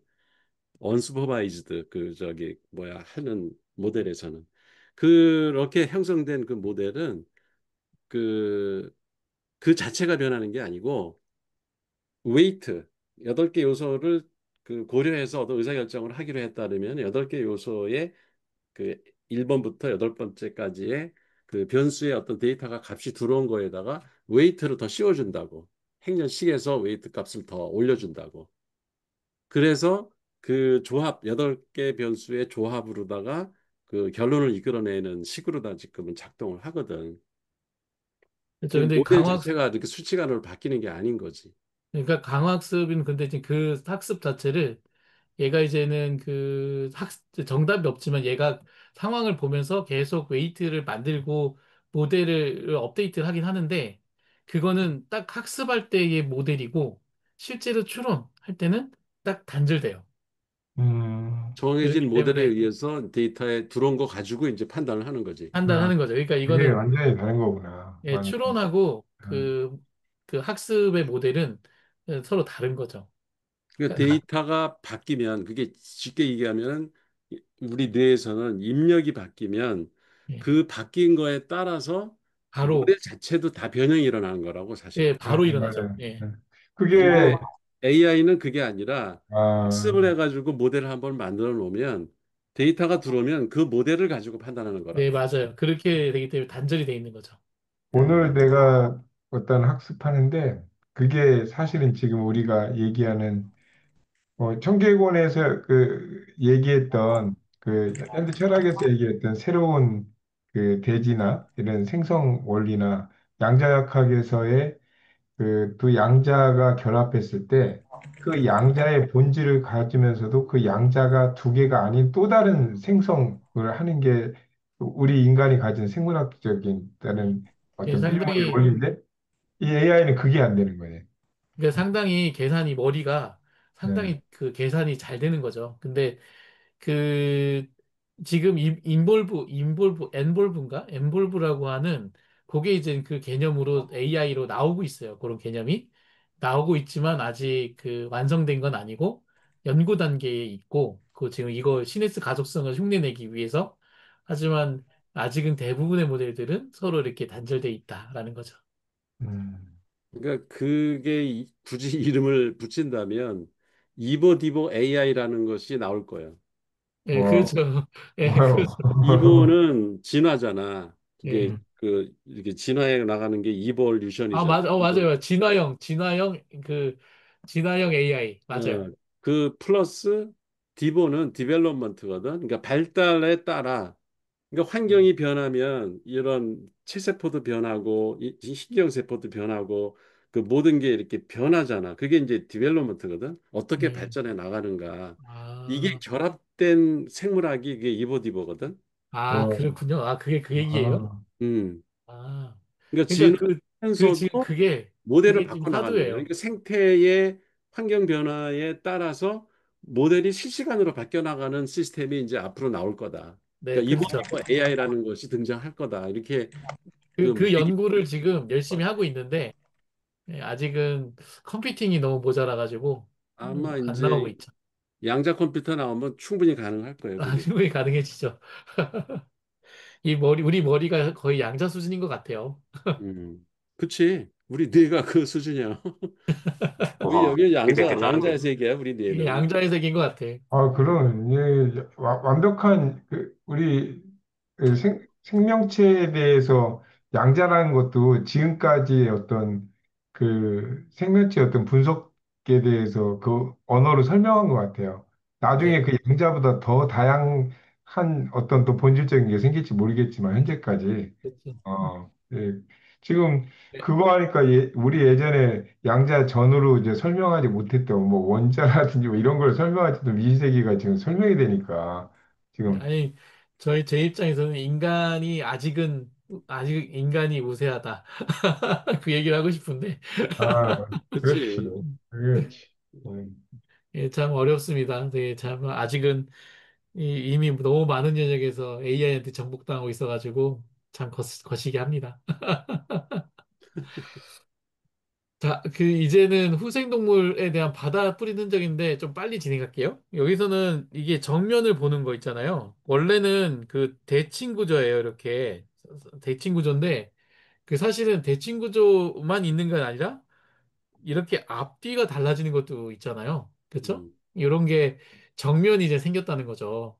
참 이게 그거고 이제 뉴런은 이제 밀집되면서 뇌를 형성했고 이제 그게 이제 되면서 환경 평가하고 행동하는 것이 가능해진 거죠.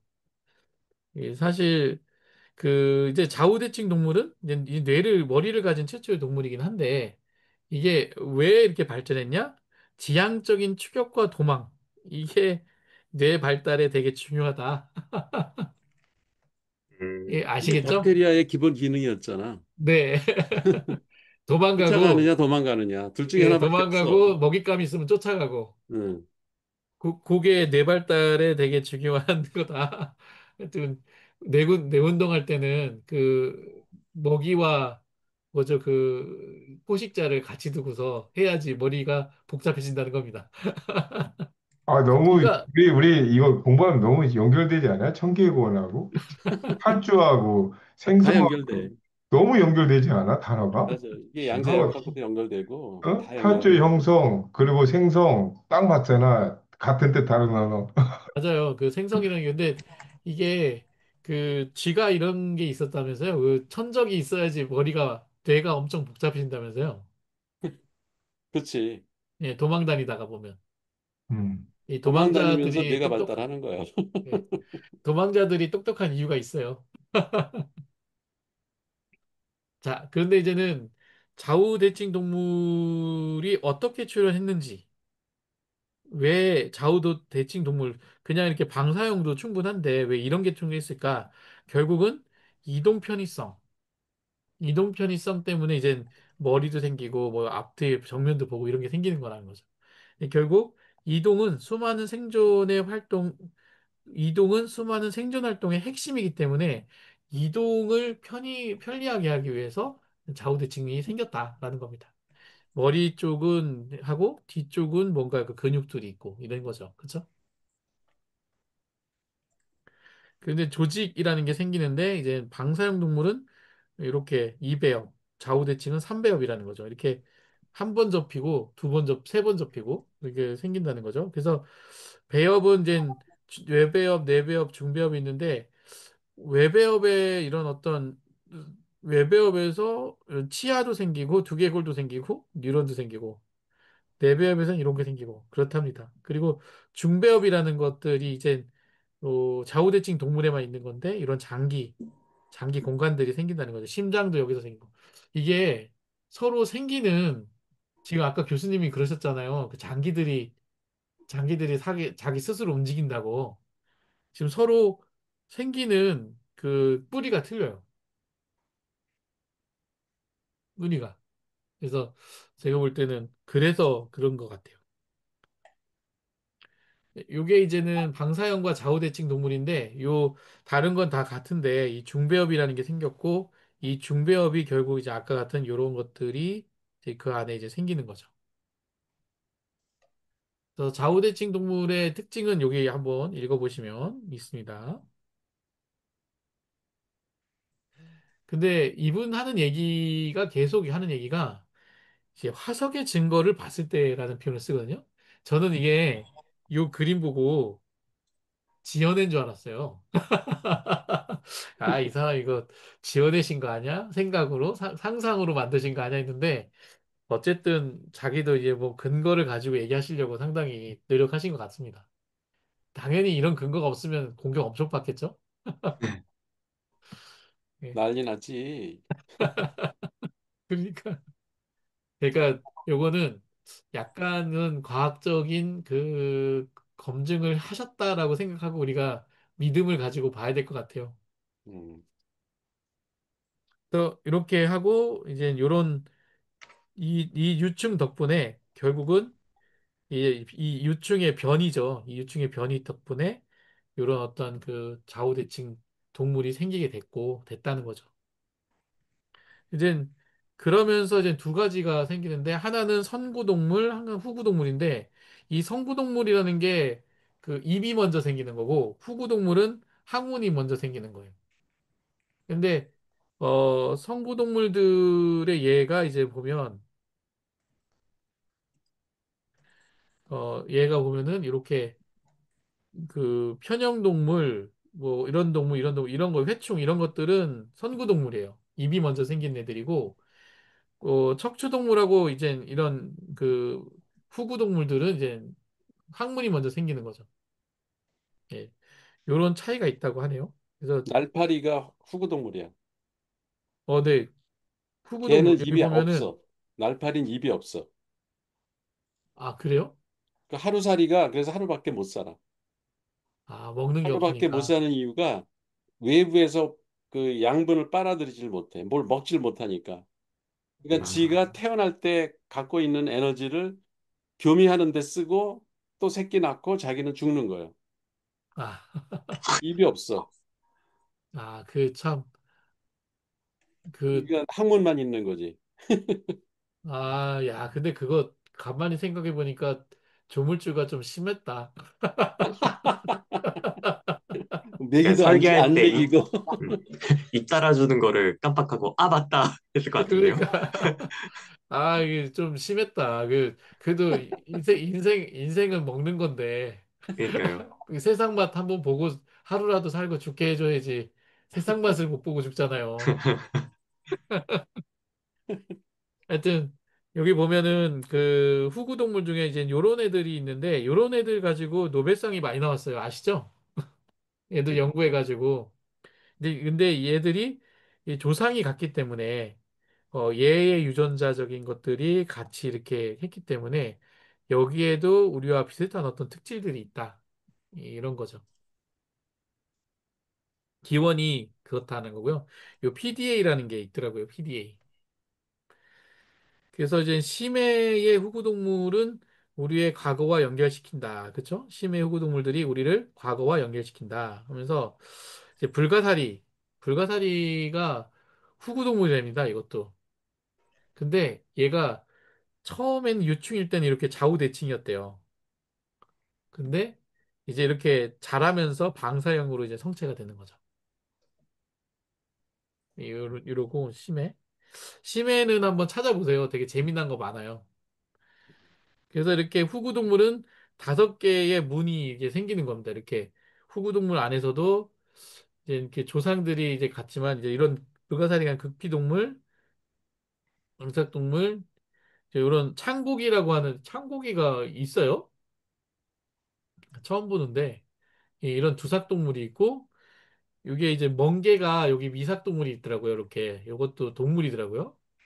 그리고 척추동물이 이렇게 되는 이렇게 서로 그 문들이 이게 요 문이라고 합니다. 미삭동물 문, 무슨 척추동물 문 이런 식으로 해서 5개의 후구동물의 문이 있다.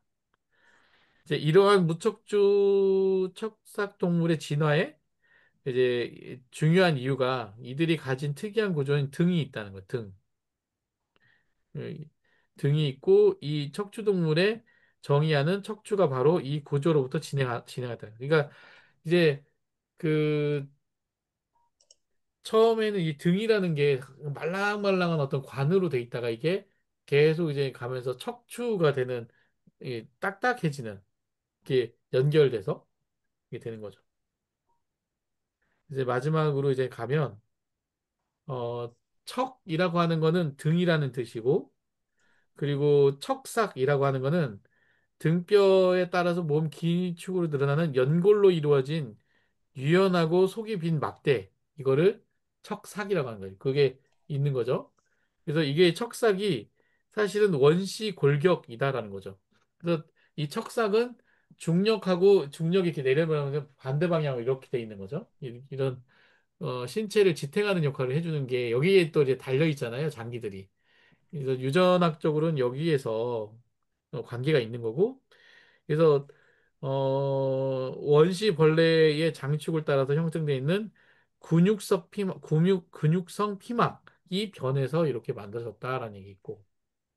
그래서 환영동물의 척삭이 세로근이기도 하고요. 그래서 요게 비슷한 어떤 형태로 해가지고 특징을 가진다. 요 그림을 보면 딱 이제 좀 이해가 돼요. 이제 자포동물 같은 경우에는 따로 그런 척삭이니 등이니 이런 게 없어요. 없다가 이제 바로 이제 내장하고 연결했지. 입이 항문하고 하나밖에 없으니까. 성구동물이 되면서 이제 앞쪽으로 이제는 이제 이게 대칭 동물이 되는 거잖아요. 그래서 앞쪽에 뭐 뇌가 생기고 입이 생기고 그리고 이 축삭이라는 게 이제 등 위에 여기 위에 축삭이 이렇게 생겨요. 축삭 이런 식으로. 그리고 무척추는 그거를 이제 척삭이라는 표현을 쓰거든요. 척삭. 아까 그 관 같은 거가 생겼다 그랬잖아요. 관 같은 게 그 신경삭 아래로 생깁니다. 아래로. 그리고 척추 동물이 되면 그게 두개골이라든지 척추라는 게 생기고 그 안에 척수가 들어가면서 이런 식으로 이제 된다는 겁니다. 이런 어떤 진화의 과정을 요 자포 동물부터 이렇게 쭉 내려왔다라는 거죠. 그래서 저런 어떤 그 근육성 피막에서부터 축삭이 이제 척삭이 되고 이게 이제 척수가 되는 척추가 되는 이런 거죠. 이런 그 발전했다는 거죠. 근데 참 이거를 감싸는 게 또 생겼다는 것도 신기합니다. 이렇게 이거가 신기해요. 근데 이게 이름이 축삭 척삭 해가지고 헷갈리는데 그 생긴 모양은 비슷하구만. 그러니까 이게 축삭이 아까 그 뉴런에서 그 네, 축삭돌기 뭐 수상돌기 할 때 그 축삭 네, 여기 뇌가 이렇게 길게 있잖아. 네, 네, 그거하고 그렇죠. 그 이렇게 다른 세포하고 연결을 하기 위한 중간 그 돌기 그게 이제 축삭인데 이 세 번째 거는 척삭 이건 이제 등 네, 그 저기 뭐야 이게 처음엔 관 형태로 됐다가 이게 피부가 변형이 돼서 딱딱해졌다가 나중에 이제 뼈가 돼서 이게 등뼈가 이제 생긴 게 저 밑에 척추동물 가면은 그게 이제 척추가 된 거지. 네, 그렇죠. 척삭이 변해서 척추가 되고 그 뼈가 되고 그 안에 이제 척수가 흐르고 네, 그렇죠. 음, 그렇게 변한 거죠. 근데 지금 보면 선구동물은 요 지금 입에부터 이렇게 항문이 위로 가거든요. 음. 근데 이 무척주 동물부터는 입 위로부터 밑으로 생겨요, 이렇게. 이게 거기에 그리고 대한 설명이 없더라고 왜 그렇게 됐는지. 이게 위치에 대한 얘기만 있고 그 지금 왜 이렇게 됐는지의 설명은 사실 없더라고요. 뒤에 척추에서 나오는지 모르겠어요. 입으로 먹으면 위로 해서 항문으로 배출이 된다. 밑에는 아래에서. 네. 지금은 이 고기들도 다 지금 이 무척주 후구동물 여기에 속하지. 예, 척추동물이지 고기들은 여기 물고기도 이게 척추동물이죠. 척추동물이지. 그러니까 내장이 밑에 있네 다. 다 밑에 있죠. 그러니까 이게 밑으로 내려간 거죠, 다. 음. 우리도 지금 이렇게 사실 이렇게 누워 보면은 내장이 다 밑에 있잖아요. 그러니까 이 선구동물에서 축삭은 그 척추가 안 생긴 거야, 이거는. 그렇죠. 그렇죠. 척추가 없는 거죠. 척추가 없는 거야. 축삭이 아예 없는 거고, 척삭이 없는 거고, 그냥 신경망에 그 신경삭에 연결된 축삭만 있는 거야. 축삭 돌기만 지금 있는 거예요. 그거는. 예, 그렇죠. 지금 근데 밑에 무척추도 결국 같은 비슷한 얘기인 것 같아요. 아까 그 여기서 보면 척이라고 한 척삭은 이런 어떤 연골로 이루어진 유연하고 속이 빈 막대라고 했잖아요. 예. 그러니까 여기가 그 막대가 지금 있는 거잖아요. 여기를 요 무척추에도 막대. 이제 그 막대 안에 이제 딱딱하게 고리되면서 이렇게 들어간 게 척추가 이제 되는 거죠. 그러니까 연한 상태로 형태가 생긴 게 무척추 후구동물의 모양이고, 네, 그렇죠. 그러니까 거긴 척삭이라고 그래서 척이란 말을 썼잖아. 그 네, 척은 그렇죠. 등이란 뜻이고. 그러니까 근데 척추동물에 오면은 그게 이제 연골 형태로 굳어져 가지고 딱딱한 네, 그러니까 이게 뭐냐면은 신경망하고 분리가 돼가지고 이렇게 음, 그 위에 이렇게 같이 간이 가는 거였는데 어느 순간에 그 신경망이 그 안으로 척추 들어간 거지. 안으로 들어가 버린 거죠. 신경삭이 지금 척수라고 우리 하는 게. 등이 그렇게 생겼잖아. 네, 등뼈 안에 그러니까 척수가 들어 있지. 네, 그러니까요. 척추가 뼈가 다치면은 그 척수가 눌려 가지고 전달이 안 돼서 이제 어디가 마비되고 이런 현상이 일어나는 게 예, 그래서 그래. 맞습니다. 그래서 이렇게 보면 이걸 종합해 보면은 이 선구동물과 두삭 그 후구동물은 모두 그 공통조상이 여기서부터 왔기 때문에 뇌와 신경계 그리고 구조적 지지물이 이제 축삭 그 선구동물에서는 축삭이고 척삭동물에서는 척삭이라고 하고요. 그리고 이제 구조적 지지물이 있는 거죠. 신경계가 밑에 있고 위에 이렇게 지지해주는 뭐가 음, 있는 거죠. 위에든 아래든 이렇게 지지해주는. 이게 축삭, 척삭이 있었던 거죠. 근데 그게, 어, 잠깐만요.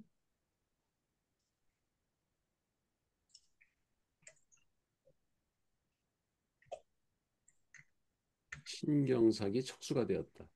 그래서, 척삭은 척추가 되고. 예, 척삭은 나중에 척추가 됐고, 등 쪽에 신경삭이 이제 척수로 이제 들어가게 된 거죠. 그러면서 척추동물이 된 거죠. 그래서 모든 척추동물은 어떤 배아기의 등 쪽에 척삭을 가진다는 거죠. 그러니까 이게 그 척추동물이 뭐 태어날 때부터 뼈를 가지고 있는 게 아니라 처음엔 척삭 형태로 관 형태로 이렇게 있다가 음, 이후 배아기가 성숙하면서 척삭이 이제 척추로 교체된다는 겁니다. 그리고 척삭 내부를 채우고 있던 젤라틴 같은 물질 이런 것들이 척추 원반 그러니까 디스크죠, 디스크를 채우는 연질 물질로 바뀌고 그래서 모든 척삭 동물은 바뀐다라는 거죠. 이게 이제 이미 지금도 사실은 배아기에서 이 수정란을 만들어질 때 요게 이런 식으로 진행이 된다는 것 같아요. 음, 그리고 모든 척삭 동물들은 인두구비를 갖고 있다고 하네요. 인두구비. 여기 목뼈인가요? 여긴가요? 음. 예. 그래서 목 부위에 올록볼록하게 솟아나 있는 부분? 여긴가? 여긴가? 어딘지 모르겠어요. 인두구비. 목뼈겠지 뭐 여기. 예. 여기 올록볼록하잖아.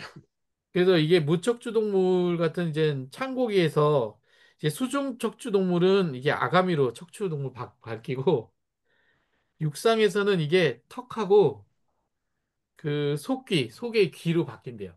일부. 음, 그래서 이게 우리도 예, 그 사실 어류가 없다고 하잖아요. 어류라는 게 없대요, 원래.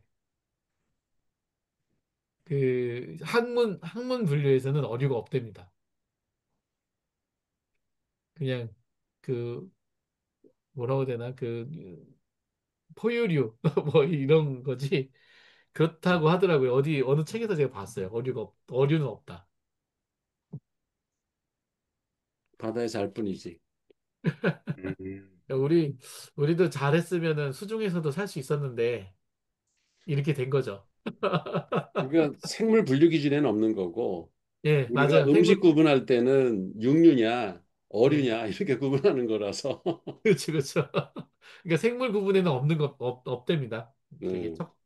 척추동물이냐 뭐 이렇게 하는 것 같아요. 네, 이렇게 해서 오늘 얘기가 끝납니다. 음. 그리고 아까 이제 그 왜 하루살이가 예, 입이 없다 그러면은 그거를 어떤 사람들은 그 거짓말하지 말라 그러는데 그게 유충 때는 있대요. 아, 유충 때는 뭐 살아야 되니까 얘가 뭘 플랑크톤 같은 걸 먹고 살아야 되니까 유충 때는 있는데 성충이 돼서 이제 날아다니는 하루살이들 있잖아. 우리가 보는 거는 유충을 안 보고 성충을 보잖아. 근데 그 예, 성충은 저 입이 퇴화된대. 아, 그래서 먹질 못한대. 그래서 얘가 하루밖에 못 산대. 불행하게 그래 하여튼 입이 태화된다는 거군요. 아, 퇴화된다는 거. 그러면 인생의 단맛 쓴맛은 보긴 하네요. 유충 땐 보는 거지. 네, 그러니까 아이 뭐 그래도 살면서 먹고 살면 됐죠 뭐. 아, 오늘 재밌게 저도 본 것 같아요.